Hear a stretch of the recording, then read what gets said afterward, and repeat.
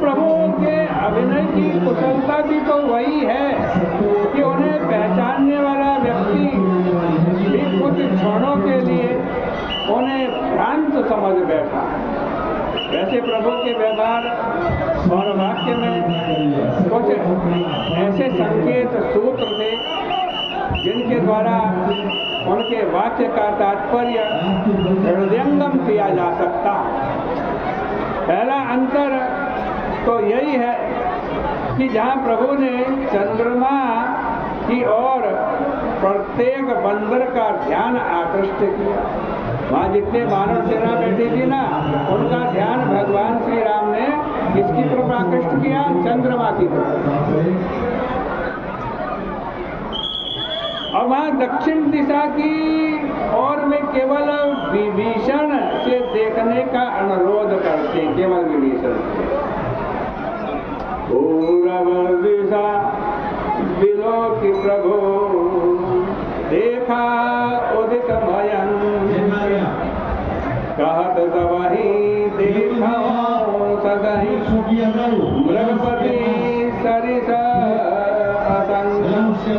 सब वानरों कह रहे हैं कि वो पूर्व दिशा में देखो, चंद्रमा उग रहा है, चंद्रमा आ रहा है, कितना सुंदर चल रहा है। उधर विभीषण से क्या कहते हैं कि देखो विभीषण दक्षिण आसा।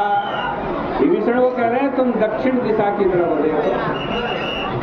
घनघवंड दामिनी विलासा, घन घवंड से भरा हुआ बादल है और दामनी, दामनी माने बिजली चमक। दक्षिण दिशा में जो दृश्य दिखाई दे रहा है उसका रहस्य केवल विभीषण जानते हैं, और यह भगवान को भली भांति मालूम है कि और कोई न कोई वानर जानते न सुग्रीव जानता। वहाँ क्या है दक्षिण दिशा में, वो केवल कौन जानता है? विभीषण जानता है। इसलिए वे विभीषण को छोड़कर अन्य बंदरों से प्रश्न करना व्यर्थ समझते। वर्णन के लिए जिस शब्दावली का प्रयोग किया गया उसमें प्रत्येक वाक्य में व्यंग्योक्ति है। दक्षिण दिशा में क्यों कहा राम जी? दक्षिण दिशा की तरफ देखो, बता रहे रावण विभीषण को, देखो तुम्हारा जो बड़ा भाई रावण है ना, जो तुम्हारा भाई रावण है, वो दक्षिण दिशा में बैठा। और दक्षिण दिशा किसकी दिशा होती है? दक्षिण दिशा यमराज की दिशा। रावण इस समय मृत्यु की दिशा में बैठा हुआ।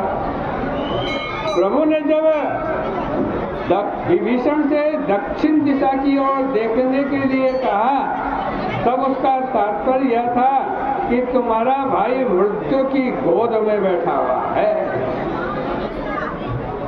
जिस प्रकार विलास लीला में संलग्न है वो, यही प्रत्येक मोहग्रस्त जीव का लक्षण है। सघन बादलों के लिए उन्होंने घन घवंड शब्द का प्रयोग किया। घवंड शब्द सघनता और अभिमान दोनों अर्थों में प्रयुक्त होता है। घमंड का मतलब सघनता भी होती है और घमंड का मतलब अभिमान भी होता है। आरण्य कांड में भी इसी प्रकार श्लोक का अर्थ इस रूप में दिया था। क्या कहा है अरण्य कांड में कि घन घमंड नमगर जत घोरा, घन घमंड नभ कर जत घोरा, प्रियाहीन डर पत मन मोरा, प्रियाहीन डर पत मन मोरा। बादलों में बहुता गर्जना होती है। प्रभु ने व्यंग करते हुए यह कहा कि गर्वीला व्यक्ति अपनी गर्जना के द्वारा दूसरों को डराने की चेष्टा करे, यह स्वाभाविक ही है। यहाँ भी प्रभु रावण के व्यक्तित्व की तुलना घमंडी बादल से करते हैं। यदि वह मेघ प्रिया से विरहित प्रभु को डराने का प्रयास कर रहा था तो यह मेघ प्रिया के विरह की सृष्टि ही करने वाला है। पर घमंड के साथ दामनी विनाशा शब्द का प्रयोग व्यंग की ओर तीक्ष्ण व्यंग को और तीक्ष्ण बढ़ा देता है। स्वयं बादल कैसा है? काला कालू का बादल काला और कुरूप भी, लेकिन सौदामनी में बिजली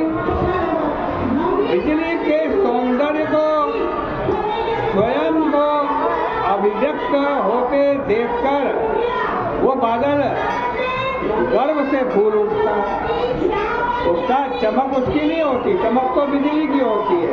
बादल तो काला काला होता है और जब बिजली चमकती है तो सोचता है बादल मैं देखो कितना सुंदर कितना चमकता। यद्यपि बिजली की चमक अत्यंत क्षणिक है, फिर भी बादल इतने में ही इतरा उठता है। सांसारिक ऐश्वर्य पर गर्व करने वाले व्यक्ति की स्थिति भी ठीक इसी प्रकार होती है। चपला की चमक के समान ही जीवन के भोग भी कैसे हैं? क्षणभंगुर है, चपल है। विवेकी व्यक्ति न टिकने वाली वस्तु पर अभिमान नहीं करता, गर्व नहीं करता। जीवन की क्षणभंगुरता के लिए इसी प्रतीक का प्रयोग विनय पत्रिका में किया है। देखो कितना बढ़िया छंद है।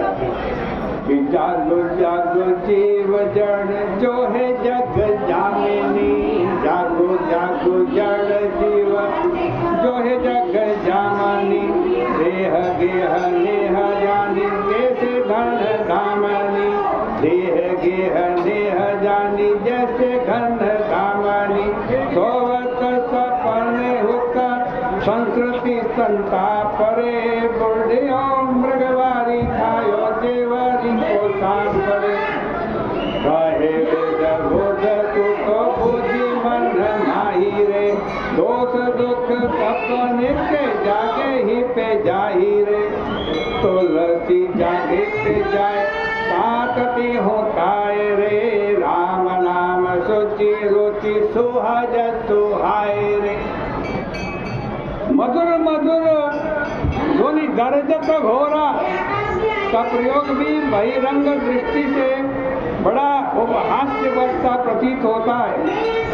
घोर और मधुर शब्द सर्वथा विरोधी है। जो घोर होगा वो मधुर नहीं होगा, जो मधुर होगा वो घोर नहीं होगा। किंतु प्रभु इन दोनों शब्दों का इस चौपाई में उन्होंने प्रयोग किया है, प्रस्तुत प्रसंग में एक ही साथ किया है। जहाँ कठोरता है वहाँ घोर शब्द सर्वथा सार्थक प्रतीत होता है, किंतु मधुरता की आड़ में छिपी हुई कठोरता को विरले व्यक्ति ही पहचान पाता है। जीवन में इस विरोधाभास को आज पहचान लेने वाला विषयों की मधुरता से भ्रांत नहीं होता। रावण के द्वारा युद्ध के पूर्व नृत्य का यह आयोजन विरोधाभास की ही सृष्टि करता है। कहाँ तो उसको आज चिंता करनी चाहिए, युद्ध कैसे करना है। शत्रु मेरे सीने पर आकर के खड़े हो गए हैं और कहा रावण रंगमंच में गान नृत्य कर रहा है।